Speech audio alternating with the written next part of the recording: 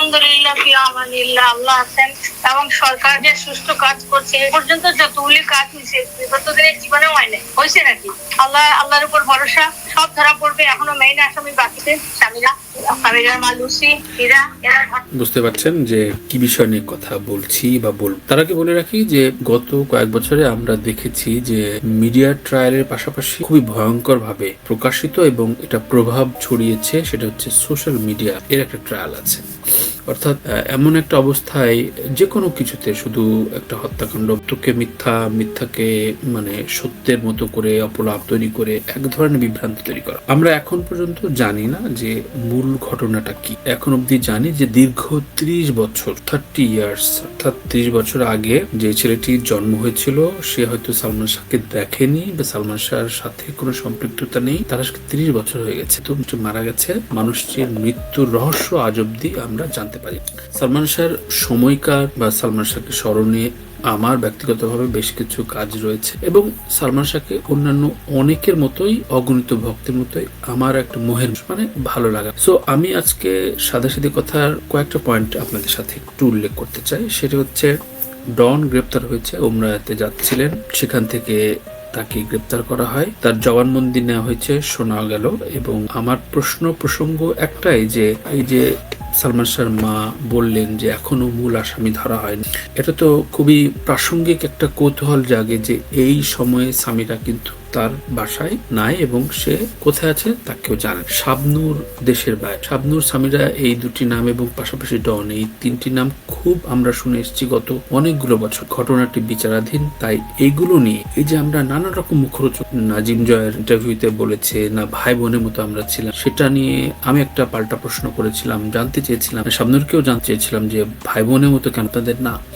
তো মুচকি হেসেছিল। আমার সাথে তো প্রেমের বিষয়টা ছিল না। আমার শোতে ডনকে প্রশ্ন করছি তাদের ভেতরে সম্পর্কটা কেমন ছিল। তো ইনভেস্টিগেটেড টক শো বা কিছুতে আমি কথা বলি না, বাট আমরা জানতে চাই পাবলিক পালস ধরে। তো সেখানে ডন আবার বলেছিলেন না এটা কিভাবে ভাই বোনের সম্পর্ক, সে বলেও অর্ধেক পরে থেমে যাচ্ছিলেন। আজ ডন গ্রেপ্তার হয়েছে এবং এই ডনের গ্রেপ্তারের আগে পিছে অনেক রকম ঘটনা ঘটতে পারে এবং এই ডনের গ্রেপ্তারের পর সমস্ত মিডিয়া ফোকাস নিয়ে গেছে এই সালমান শাহর মৃত্যু রহস্য। 30 বছর ধরে মিডিয়া, গণমাধ্যমে, প্রিন্ট মাধ্যম বলি বা টিভি মাধ্যম বলি, কতবার যে এই ওয়েব অর্থাৎ সালমান শাহর এই বুঝি মৃত্যুর খোলাসা, এই ঘটনা কতবার ঢেউ মানে উঠেছে আবার নেমেছে। অর্থাৎ মানুষকে ব্যস্ত রাখা যায়, ব্যস্ত হয়ে যায়। সালমান শাহ এমন একটা ফেনোমেনাল ক্যারেক্টার। কিন্তু প্রসঙ্গ হচ্ছে সামিরা দোষী হতে পারে, ডন দোষী হতে, আমি শাবনূরও দোষী হতে, কিন্তু প্রসঙ্গ হচ্ছে কেউ কনভিক্টেড হবার আগে, একদম সবকিছু মিলিয়ে অভিযুক্ত প্রমাণিত হবার আগে আমরা যে ট্রায়ালটা দিচ্ছি তাদেরকে, সেই ট্রায়ালে তার যে সামাজিকভাবে হেনস্থা হচ্ছেন, আমি আবারও বলছি যে তারা কিন্তু দোষী হতেও পারে বা হয়তো দোষী, কিন্তু কোনো কিছু হবার আগে এই যে ট্রায়াল চলছে অনেকগুলো বছর, এর একটা সুরাহা খুব দরকার। মানে আমি এর আগেও দেখেছেন, হয়তো বলেছি যে একটা ফুল স্টপ দরকার, অর্থাৎ বিচার হলে বিচার ভাই একদম ক্লিয়ারলি করে ফেলেন যে এটা নিয়ে আর কোনো রকম মানে মিডিয়া বিজনেস যাতে না, ভিউ বিজনেস না। অধিকাংশ টক শোতে আমার সালমান শাহ প্রসঙ্গ থাকে, অনেকে আবার প্রশ্ন করে ভাই সালমান শাহকে বেচেন, কারণ সব বেচার ফিগার। তো এখন এই বেচার ফিগারের পাশাপাশি যে এই তার মিডিয়া ট্রায়াল এবং হত্যাকাণ্ডের এই বুঝি সব বেরিয়ে গেল, এই বুঝি সব খোলাসা হলো, এইটার থেকে আসলে জাতি পরিত্রাণ পেতে চাই। সালমান শাহ ইস্যু নিয়ে অনেকগুলো শো করেছে, আপনারা দেখেছেন। সর্বশেষ ওর যে ইষ্টভক্ত নকিব, তারও একটা ইন্টারভিউ, তার একটা না দুটি ইন্টারভিউ আছে, একটি আমার রেকর্ডিং স্টুডিওতে, একটি কোলাহল স্টুডিও। সেখানেও তার যে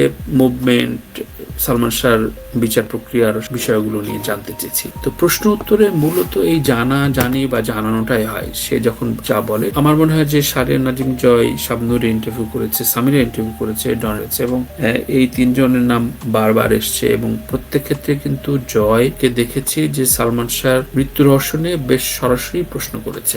প্রত্যেকেই খুব টেকনিক্যালি এড়িয়ে গিয়েছেন। এখন মামলা এখন বিচারাধীন, এই প্রক্রিয়াটা যাতে খোলাসা হয় একজন নাগরিক হিসাবে এর একটা সত্যি সুরাহা চাই। জয়ের আজকের স্ট্যাটাসটা একটু শেয়ার করি, যেটি জয় লিখেছে। জয় লিখেছে যে আমার কাছে ভালো লেগেছে কথাটা, আমিও প্রায় একমত, মানে এর সাথে আমার কোনো দ্বিমতের প্রশ্ন আসে না, এবং আমি মনে করি যে প্রত্যেকটা সুচিন্তিত সুনাগরিক এই বিষয়টা চায় যে এর একটা ফয়সালা হয়ে যাক। তো নাজিম জয় লিখেছে যে সালমান শাহর হত্যার বিচার চাই, এমন ভাবে বিচার করেন যেন আর কোনো প্রশ্ন না থাকে, এমন ভাবে বিচার করেন যেন বারবার বিচার করতে না হয়, এমনভাবে বিচার করেন যদি সে খুন হয়ে থাকে সব খুনই যেন ধরা পড়ে। তবে বিচারে যদি সামিরা, ডন কিংবা বর্তমানে আলোচনায় আসা শাবনূর নির্দোষ প্রমাণ, তাহলে তাদেরকে সামাজিকভাবে হেয় প্রত্ন করে যে হেনস্থা হচ্ছে তার প্রতিকার কি হবে সেটাও বিবেচনায় রাখতে হবে। তাদের সম্মান ফিরিয়ে দিতে পারবো কি আমরা? এখানে বলে রাখা ভালো, সালমান শাহ হত্যা নিয়ে আমি সকলের ইন্টারভিউ করেছি, আমি যেটা বললাম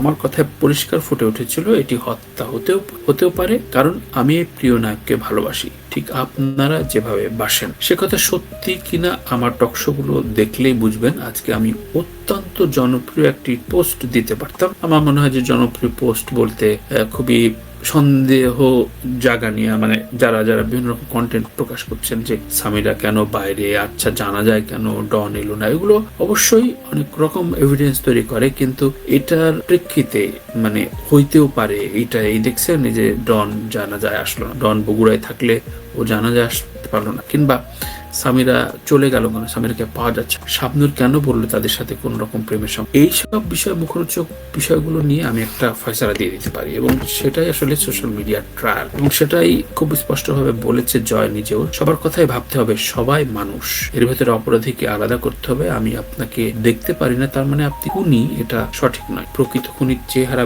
বের হয়ে আসুক, বাকিরা শান্ত। সত্যিকার অর্থে লাস্ট লাইনটা আমার কাছে খুব ভালো লাগে, যে বাকিরা শান্তি পাক, খুব জরুরি। মানে আমি বুদ্ধি হবার পর থেকে, মানে 30 বছর তো আমার, মানে আমি যখন ঢাকায় আমার ক্যারিয়ার শুরু করেছি ওই বছরে মূলত সালমান শাহ মারা যায়। সো এই এতগুলো বছরে কতবার যে এই ঢেউগুলো উঠেছে, এই ঢেউটা বন্ধ হওয়া উচিত, ফয়সালা হওয়া উচিত। আপনারা কি বলেন? আপনারা কি চান? আপনারা কি বারবার মুখরোচক বাংলাদেশে এমন একজনই তারকা যার মৃত্যুর পর আত্মাহুতির ঘটনা ঘটেছে বেশ কয়েকটা সালমান শাহ ভক্তদের, এটা কিন্তু বিরল বাংলাদেশে, এবং একই সাথে মৃত্যুর পর তার মৃত্যুর নানান রকমের যে রহস্য, তার মৃত্যুর এক সপ্তাহ পর থেকে বিভিন্ন, তখন তো ইন্টারনেট, তখন তো ফেসবুক ছিল না কিংবা অনলাইন পত্রিকার এই যে এত হাবিজাবি দাপট ছিল না, কিন্তু আমার নিজে দেখা মুড়ির মতো ম্যাগাজিন বিক্রি হয়েছে, মুড়ির মতো। তখন আমার দাদাবাড়ি বরিশাল ভান্ডারে পড়েছিলাম, থেকে নৌকায় ভান্ডারের সদরে যেতে প্রায় 1.5 ঘন্টা লাগতো নৌকাটা আসতে। নৌকার মাঝিরা, নৌকা দুই পাশে বড় নৌক, পাশে তার হেল্পার থাকে, সেও বইটা ধরে মেন বই, সেই নৌকার মাঝিরাও ম্যাগাজিন কিনে পড়ে সেইটার গল্প দেখছেন, এই করছে, হয় ওই মারছে, অমুক তমুকগুলো নিয়ে আজ থেকে 30 বছর আগতেছে। এই এখনো একই রকম ভাবে আলোচনা। তখন ফেসবুক ছিল না, আজকে সবাই ফেসবুক খুলেই মানে এ হইতে পারে, ও হইতে পারে, নিজে বিচারক এবং বলে দিচ্ছে, প্রায় কাছাকাছি বলে দিচ্ছে মনে হচ্ছে। তো এইগুলো মনে হয় আমাদের এখন বন্ধ হওয়া উচিত, এবং সভ্য দেশে কিন্তু আপনি একেবারে অভিযুক্ত প্রমাণিত না হওয়া পর্যন্ত তাকে অপরাধী বলতে পারেন। আমি কারো পক্ষে সাফাই যাচ্ছি না, আমার নিজেরও ব্যক্তিগত এই প্রশ্নগুলো রয়েছে, কিন্তু এই প্রশ্নগুলো আদালত, মাননীয় আদালতে সেটি প্রমাণ সাপেক্ষে একটা ফয়সালা ডিক্লেয়ার্ড, কারণ মানুষটা তো আর ফিরে আসবে। এবং মায়ের যে আকুতি, অনেকে প্রশ্ন তোলেন যে মা অতিরিক্ত করছেন, না, মা কখনো অতিরিক্ত, মা তার সন্তান হারাইছে, সুতরাং সেখান থেকে আসলে কোন রকম এক্সকিউজ চলে, যার সন্তান যা সেই বুঝে। এখন সন্তানের মমতা বোধ সালমান শাহর কাছে, তার মায়ের, সালমান শাহর জন্য তার মায়ের কাছে যেমন, প্রত্যেকটা ঘরের মা এভাবে মৃত্যুর আগ অব্দিও সে দেখে যেতে চায় যে এর একটা সুবিচার, যে আমি যে অভিযোগ করেছি অভিযোগে আদালতে সেইটার একটা বিচার আমি। সুতরাং সালমান শাহর মা নীলা চৌধুরী, তার জায়গায় খুব রাইট রয়েছে। পাশাপাশি এই যে প্রশ্নগুলো রয়েছে শাবনূর, ডন এবং সামিরা, এই প্রশ্নগুলো জেরা হোক, অনেক রকম তদন্ত, এবং শুধু আগে আমরা দেখলাম যে শুধু তারও বেশি পিবিআই তে একটা গ্রাফিক্যাল, মানে নানা রকম ছবি এঁকে যে এটা সুইসাইডাল বিষয়, সেটি আবার মনে হলো সেটিও ভুল ব্যাখ্যা হয়ে এখন আবার ডনকে গ্রেপ্তার করা, সঠিক বিচার হয়ে এই সাবজেক্টটা ক্লোজ করা। একই বিষয় বারবার আমরা টানছি এবং মুখরোচক ভাবে মিডিয়া গরম হচ্ছে, অন্য অনেক বিষয়গুলো হাইড হয়ে যাচ্ছে, অন্য অনেক ইস্যুগুলো যখন বার্ন করতে থাকে তখনই সালমান শাহ এইসব মুখরোচক বিষয়গুলো সামনে আসে। আজমত ভাইয়ের কিন্তু সোহেল চৌধুরীর হত্যাকাণ্ডের সময় উঠেছিল, এবং একই সাথে এই যে শোবিজ জগতের নানান রকম হিডেন যে ট্রুথগুলো, সেগুলো আদৌ বের হয়ে কি আসে? কখনো শুনেছেন? আমরা শুনেছি, এবং আমরা শুনেছি অনেক বছর পুরনো দীর্ঘদিনের আদালতে প্রসেস হওয়া একটা জায়গায় এসে দাঁড়িয়ে বিচার তার ঠিকঠাক মতো দিতে পারে। মাননীয় আদালত তার একদম সুপ্রক্রিয়ায় একটা সঠিক সমাধান বের করে দেবেন। আমরা এটা আর এইসব কন্টেন্ট, এরকম তেনা পাচানো গল্প শুনতে চাই, বলতেও চাই না। সমাধান হোক এবং সত্যিকার অর্থে যারা অভিযুক্ত তাদের চিহ্নিত করা। সবাই অনেক অনেক ভালো থাকবে। নিশ্চয়ই দেখা হবে নতুন কোনো টপিকে। সাদা